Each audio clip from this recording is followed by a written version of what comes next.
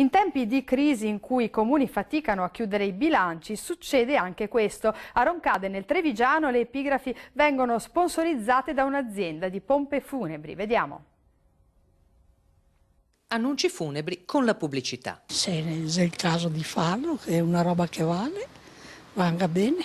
Per me va bene, se trovo lo sponsor. Non tutti sono d'accordo. Perché comunque lo sponsor è sempre una cosa che con gli annunci funebri secondo me non c'entra molto. In tempi di sempre più magri bilanci nel comune di Roncade, Treviso, hanno pensato di risolvere un problema e un costo, il decoro degli annunci funerari, ricorrendo ad uno sponsor. Prima di tutto per mettere ordine e decoro in annunci che sono molto particolari e che stanno molto a cuore alle famiglie. C'era troppa promiscuità tra avvisi per esempio di manifestazioni da ballo e gli avvisi del decesso di persone. Pubblicato il bando di concorso, i termini sono scaduti il 26 luglio, una locale agenzia di pompe funebri si è proposta, accettando di fornire e garantire la manutenzione per 5 anni di ben 8 bacheche. Saranno situate in centro al paese, una ciascuna nelle 3 principali frazioni, oltre che all'ingresso dei ben 4 cimiteri comunali. Si è deciso di fare delle bacheche ad hoc soltanto per gli annunci mortuari,